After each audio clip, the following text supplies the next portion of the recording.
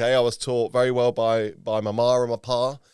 Do I share this story? Because it makes me sound like an absolute pompous prick, to be honest. Look, tip number one, we've shared this before, and unfortunately, one of my editors, Megan, caught me out on this recently, silly little lady. If you recognise that perhaps you are talking too much, shut the hell up. Do manners really maketh the man? Hello and welcome to The Sales Circle. This is the sales podcast designed to help you make more sales, whether you're a salesperson, an entrepreneur, a business owner, or anything else in between. And today, we're going to be talking about something that has riled one or two people in my comments, but I appreciate the comments all the same. We're going to talk again about manners. Now, we've spoken before in the podcast, quite recently actually, about manners and why manners matter within sales. And when we published that, when my editing team sort of got some of those episodes out, we had a couple of comments going, oh, this isn't anything to do with sales. Why are you talking about manners? And I argue profusely that manners matter so much within business and within sales, okay? And we'll come on in due course why. So in this episode, let me get my show notes, actually, because I've got into a habit of writing the show notes a week in advance, so I kind of forget. So we're going to talk about the best manners for salespeople today. We're going to talk a little bit about why manners matter, especially within business and sales, and just some simple tips that you can use. And we're not talking about how to eat your peas with a fork, which is a viral William Hanson video, nor are we going to talk about why you should leave your dinner jacket on at a black tie event. We're going to talk about really simple things that you can do as a salesperson to encourage better manners, to therefore increase sales. And trust me, and I'll fight you, good manners will help you make more sales. If you don't believe me, then watch to the end of this video. Goodness, I didn't introduce myself at the start there. Just as a forewarning, I was at an event last night, and there was quite a bit of wine being passed around. When I say wine being passed around, I was passing wine into my glass. And so today I'm a bit tender. Not hungover, I'm okay. You know, when you just feel a bit lethargic. But welcome to the podcast. My name is Rob Spence. I'm an internationally renowned sales trainer, sales author, sales coach, and of course the host here of the Sales Circle. So we're going to talk throughout this 30-minute session about manners, why they matter, and what you can do to just use some simple hints and tips to help you improve your manners and your etiquette. Make sure, please, before we go on, you hit that follow button on social media. You drop a like over to us on social media. And if you're watching on YouTube, hit that subscribe button. But let's get on with the show, shall we? Let's cut to the chase. Do manners really matter in sales? Yes. 100% yes. End of podcast. Let's end the show just there. Do manners matter in sales and business? Absolutely, they do. Especially in a world where we are now inundated with AI, automation, really poor outreach, and so on and so forth. Manners really matter. Now, I was brought up, wrongly or rightly, to believe that manners were a given. Okay, I was taught very well by my ma and my pa that we should say please, we should say thank you, we should be polite, we should open doors, we should walk on the outside for the lady, and all this kind of thing, right? I thought that was a given. Even the basics. I thought even the basics. But apparently not. Apparently not. Look, yeah, the manners are something that are so vital within sales, business, and everyday life. We all know a bad-mannered person. We all know an ill-mannered person. And sometimes we may not pick up on it, but sometimes we can. And actually, sometimes when we can, that makes us have a negative outlook, a negative thought process on the person displaying those qualities, right? What that then means is if your prospect or the person you're trying to sell to picks up on those manners that you do, then oh my gosh, it's going to really, really set you back. But what do manners do? Why are good manners and good etiquette really important? Well, manners, first of all, in my opinion, builds trust. It shows that you're a person of good worth. It shows that you're a person of a high esteem. And allow me to share with you a story. I was told a story, it could have been last year, about a guy who would not do business with someone without playing golf with them. okay? Obviously, it's a given for business, right? Now, what he used to do is when he used to go on the golf course, he used to take his wife around. She'd caddy and just be there for a nice day out in the sun or whatever. And she'd keep a close eye on whoever this person was playing golf with. And if that person cheated in any way, shape or form, whether it be a massive cheat or a small cheat, maybe striking the ball twice or moving the ball a yard out of the rough or miscounting his shots or his swings, she'd pick up on it. And what that did is that gave these two people a good inkling, a good insight as to how that person would then behave in business. And actually, the most trustworthy people then eventually went on to get the business. I think manners as well shows respect. We should always have a mutual respect with our prospects. That then leads into open doors for repeat business, referrals, recommendations, and actually really sets you apart. We all know those people that are known as a gentleman and so on and so forth, or a gentle lady perhaps, and they're the ones that go on to do great business. And actually, a recent HubSpot survey found that 78% of buyers have backed out of a deal because of how a salesperson made them feel. I want to really highlight the next word, not what they offered. 78% of buyers backed out of a deal because of how a salesperson made them feel. So to you guys and girls dropping me comments going, I wanted a sales podcast and you're talking about bloody manners, right? What's this about? Sales isn't always about the product. It's not always about the service. It's not always about the solution. Sometimes it's about the person. If you're a person in a high regard with great etiquette, great manners, you're going to set yourself apart from the rest.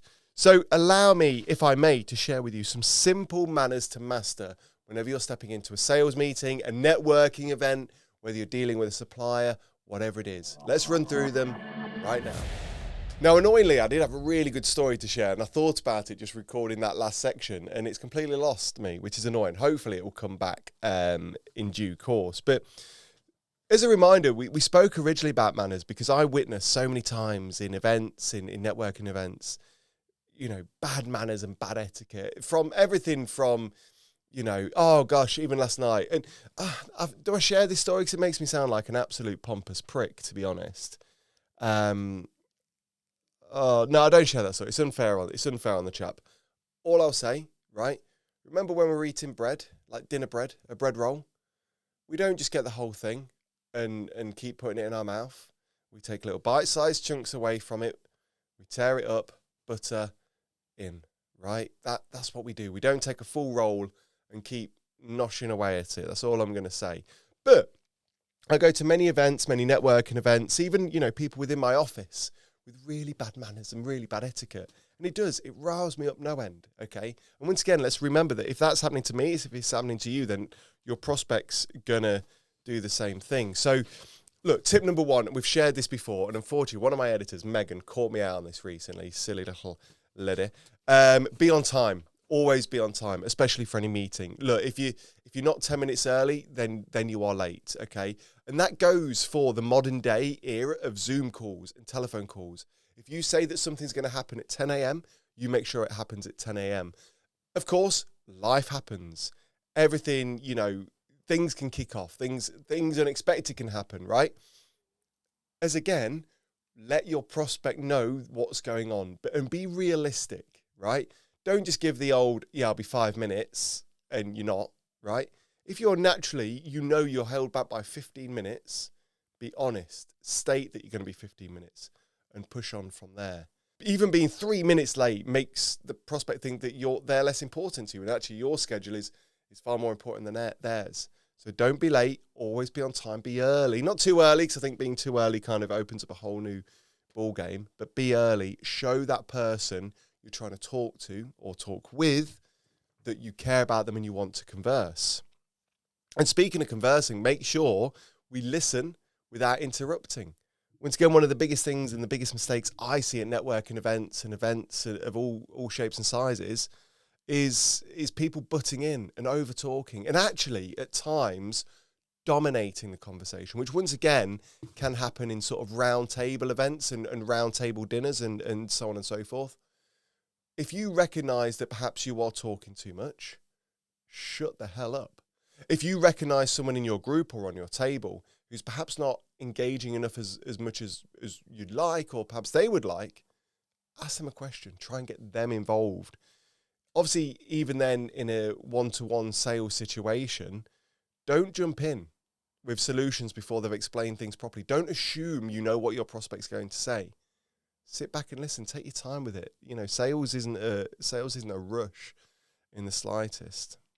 Of course, we should always use names properly. People love it, don't they? They love it when their name is said. They love it when you mention their name. It shows that deeper correlation. And sometimes, especially when I meet someone, I will always mention the name a couple of times, and there's a reason for that as well. But people love it when you remember someone's name, either they're in the situation or thereafter. So get used to listening, introducing yourself properly, listening to a name, and making a mental note. I said earlier that sometimes during a conversation, I will repeat that name over and over again. Obviously not like Tony, Tony, Tony, Tony, Tony, or anything like that. But I'll say it a couple of times, simply because I'm trying to develop that relationship with that individual I'm speaking to. But secondly, what I'm trying to do is ingrain that name into my mind, and that's what it allows me to do. So make sure we use names properly. Of course, a question that may come up is, what if it's a hard name to pronounce? In my opinion, and this has never failed, and please do write in if I'm wrong, make sure that you understand the pronunciation. Check for pronunciation. Ask if you're saying things right. Once again, you want to get things off to the right start. You don't want to kind of assume and then later down the line mess it up, right? Next one's a big one for me. Always send a thank you message, right? No matter what event you've gone to, whether it's a meeting, an interview, say thank you. Time is the most precious thing on earth, right? You and I can make all the money that we could ever make, right? And it'd be great. We'd love to. But what we can't really make is time. Our time is so precious, so valuable. And as I get older, I actually realize and recognize that time is massively important. And I've wasted so much time over the years, or invested time wisely, I should potentially say, unwisely. Saying thank you shows gratitude, it shows class, and shows that you're truly thankful for whatever it is. Of course, we should and still thank people for their taking time on demos, on sales meetings, and everything else in between. What we should also do is thank people for inviting us to an event. I've taken people to an event and not had so much as a thank you WhatsApp the next day. Will those people be invited back to the next event? No. And I know that sounds a bit brass and a bit cocky and a bit, oh, look at me, you didn't say thank you, I'll move on to someone else. But actually, whether the event's really good or whether the event's a bit subpar, we should show gratitude and be thankful for the invite, because the invite shows that that person has been thinking of you, but then also the time, the money, the effort, everything else. So always say thank you. Remember, and we spoke about this recently on the podcast, don't badmouth your competitors. It's very easy when you say to someone, when someone says to you, oh, I use such and such, and you go, oh gosh, yeah, you don't want to use them there, shit. Right? Even if you're right, badmouthing your competitors just makes you look like a fool, okay? It lowers the trust, it makes you look a bit bitchy. You know, what's the saying that on my favourite podcast, Help I Say to My Boss, they say, don't get bitter, get better, or something like that, right? Focus on what you do. Focus on what you can do. Focus on what you can do to help others, right?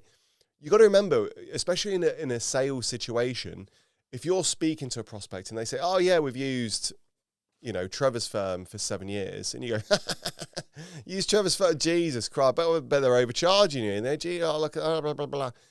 What you've done in that situation is taken the mick out of your prospect's decision-making process. Do you think that's going to make your prospect feel good about themselves? Do you think that's going to make the prospect think, oh gosh, yeah, this is a great guy? Absolutely not.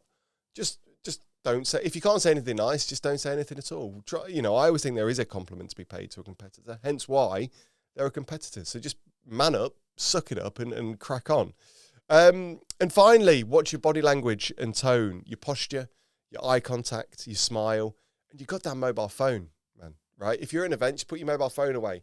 That Snapchat to your mate going, what are you up to, can wait for 5-10 minutes or for half an hour or an hour, right? Stop being addicted to your mobile phone. Stick it away. Your tone tells a whole story. Make sure you're engaged in conversations. Make sure you're there, you're present. Make sure you're in the area.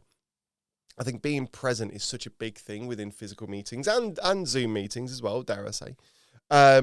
But just go ahead and be present in the room. So look, there's 6 simple tips. Like I said, we're not reinventing the wheel here. We're not reinventing the wheel. Do you know what? I'm going to give you a 7th. Here's a big tip, a big tip for you. Okay. Whenever you are offered a drink or a glass or a cup or a plate or whatever of something within a meeting, right, always offer to do something with the plate, the glass, the cup thereafter, right? I use it as a massive test, and I know that other people do. Just a simple gesture of, where would you like me to leave the mug? Could mean a big thing. Once again, 9 times out of 10, the prospect or whoever you're speaking to will say, no, don't worry, leave it there. But don't just walk out of the room leaving a dirty mug, a dirty cup. At least offer to help out, right? So yeah, as I said earlier, I'm not here on this podcast today to kind of reinvent the wheel, teach you how to, like I say, eat peas on a fork, or how to bend down to pick up a tote bag in public or anything like that. But I believe, and I strongly believe, that manners truly matter in sales. Manners make people feel safe, respected. They build that credibility, that rapport, that relationship. We all know people who have got some bad manners. They don't say please. They don't say thank you. They look down upon people. Are they the kind of people you want to be doing business with? I'll leave that up to you to decide. And if that's how we feel, think about your prospects. So the pleases, the thank yous, the gratitude, the being present, the body language, being on time, all of these small things, we're not talking about big things here, all of these small things lead on to a big thing. Again, it's the same with, these roundtable events. We're not having to reinvent the wheel. We said in the other podcast about manners, if you're pouring a glass of water, pour everyone else before yourself. If you're sharing a bottle of wine, make sure everyone is satisfied before you pour the wine. If you recognize someone's dropped something, pick it up. If you walk through a door, open the door for someone. It's the small things that I think normally go a long way. Well, hopefully none of that riled any of you too much and hasn't sort of upset you in any way, shape or form. Look, I get it, right? When we talk about sales and we talk about sales training, people want to learn about the cold, hard closing techniques, or always be closing. Coffee is for closers. Let's do this to manipulate this prospect to do this. Or if I say the word yes 7 times, it's going to make them say yes again. Or if I say this word, that's going to create an emotional response to this, right? I get all that. And obviously that's some stuff that we train in our sales training programs here at Paragon Sales Solutions. But actually, just remember this. Remember this statistic from HubSpot. Let me just find it on my show notes here. 78% of buyers have backed out of a deal because of how a salesperson made them feel. So if you're being a bit of a douche, if you're displaying bad manners, if you're being a bit rude, a bit brash, a bit abrasive, being a bit of a muppet, a buyer could, statistically, a high chance, walk out from the deal. And that doesn't matter how your closing techniques are or anything else in between. So this is why, for me, it's so important when we talk about sales training, when we talk about the Sales Circle podcast, we include things like this, because what we're not doing is trying to teach you how to manipulate people. What we're trying to do is teach you how to be a better person to make better sales. So let us, if we may, crack on with the episode.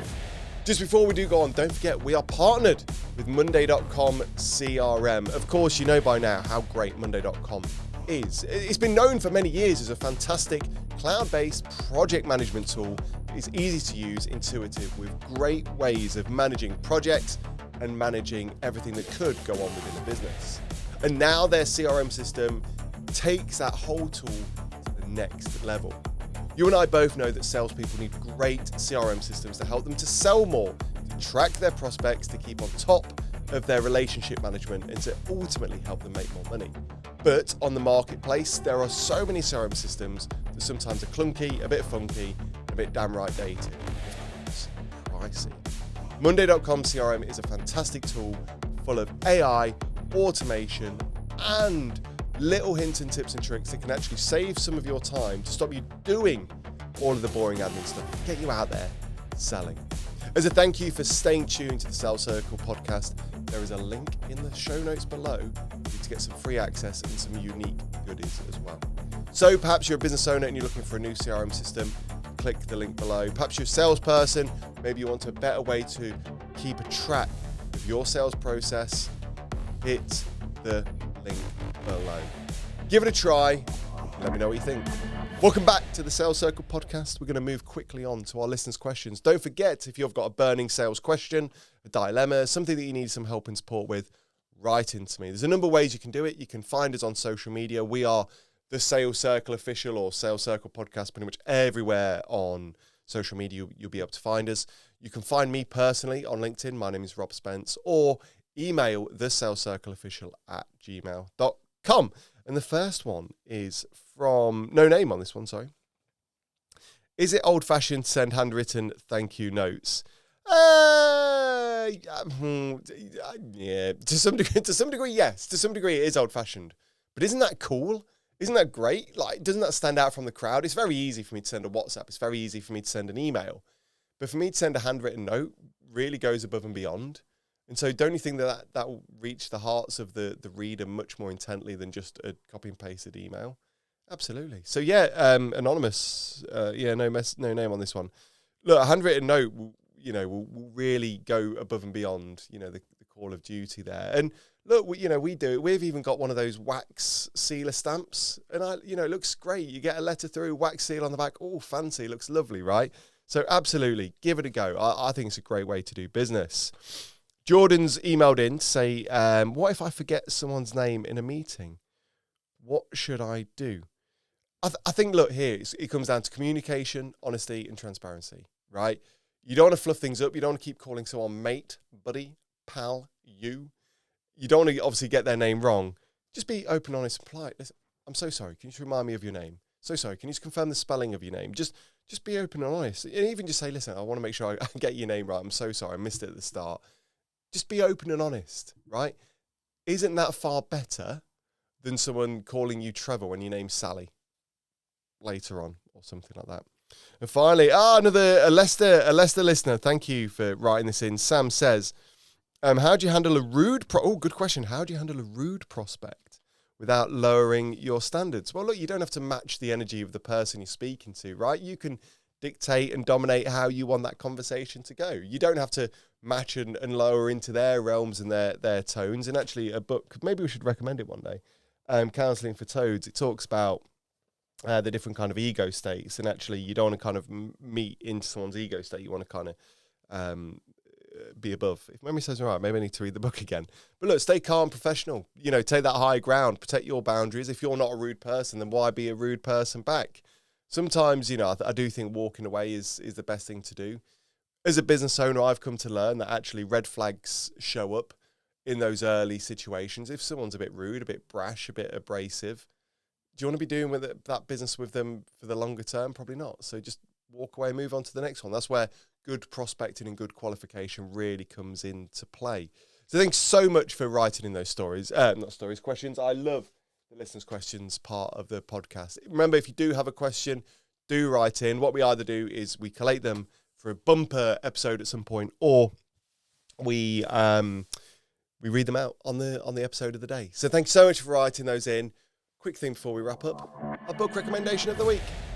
Okay, well look, book recommendation of the week. I hadn't really planned it out, so we're going to re-recommend a book we only recommended a couple of weeks ago, which seems a bit daft, but it's a great book, and I think every salesperson should read it, right?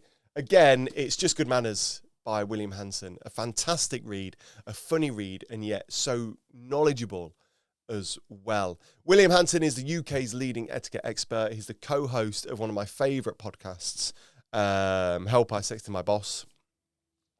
And as the UK's leading etiquette expert, William Hanson has gone into great detail about things that you should do, things that you shouldn't do, things that people should do, and everything else in between, including place settings. What else have we got? Use of first name, addressing people with titles. What else? We've got wedding invitations, how to use a telephone. That's great for you cold callers out there and those taking incoming calls and everything else in between. Listen, it's a great, great, great, great book. There's that photo of the peas being eaten by a fork, as I mentioned earlier. You should never upturn a fork, by the way. A fork should always stay prone. So when you are eating peas, you're supposed to spear them, not scoop them. There you go. There's a freebie for you. But it's a lovely read, and it's not, it's not over the top. It's quite a fun read because of the humour that William uses. And I've already started to use some of the things that I've learned within here in my day-to-day life. Some of it obviously takes things to the next level when we start talking about royalty, how to address lords, heiresses, and everything else in between. Is there such a thing as an heiress? I don't know. Let me know. But there's also other things that will, for a very quick, short meeting, will really, really play you well. Can I perhaps find a little section that will kind of really tantalize your taste buds for this little book here? Here you go. We're talking about tech at the table here. Here you go. Here's a short little paragraph. Take this one away with you. I like this one. Asking waiting staff to take a group photo is a waste of everyone's time. No one in that photo is going to frame it, as it won't be a good photo of anyone, and the waiter will have to stand so far back to get everyone in, each person's head will be barely visible. Although kudos to one waiter I overheard putting a customer in his place beautifully. Having taken a group photo for his table at the start of the lunch, after patiently hovering while they all found a configuration that worked, the table's host later complained intolerantly that the service had been really slow that afternoon. She replied with a broad smile, "It's funny how so many diners think we were able to serve tables and get the food out punctually at the same time as stopping to take everyone's photos." So, it's a great book. That probably wasn't as funny as I thought it would be. But it's a great book as always. There is a link in the comments or the show notes below. If you want to grab a copy, hit that link and you'll be able to read it and get some great manners to help you improve your sales. And that wraps us up for another episode of the Sales Circle podcast. Yes, I know that this is a sales podcast, and I know that to some degree there is great value in learning closing techniques, qualification skills, prospecting skills, and everything else in between. But there is also great reasons why as salespeople should be well mannered. We want to be invited to places. We want to be invited back to places. And we've got to remember that statistic. 79% of buyers have walked away from a sale due to the salesperson. So let's not be dicks. It's as simple as that. Thank you so much for tuning in to this week's episode of the Sales Circle podcast. As a reminder, these come out every single Thursday without fail. We've got a great system going on at the minute. We've got loads being recorded. We've got a great editing team. Big salute to Jack and Magonia for being absolutely incredible at what they do. Thank you to you for watching, for listening. Make sure you follow us on Spotify. Make sure you hit us a subscribe over on YouTube. And if you're not following us on social media, why? Thank you so much for joining me. And until next week, all the best. And that's it for another episode of the Sales Circle. Make sure you hit that follow button. Join us over on social media. And we'll see you next week.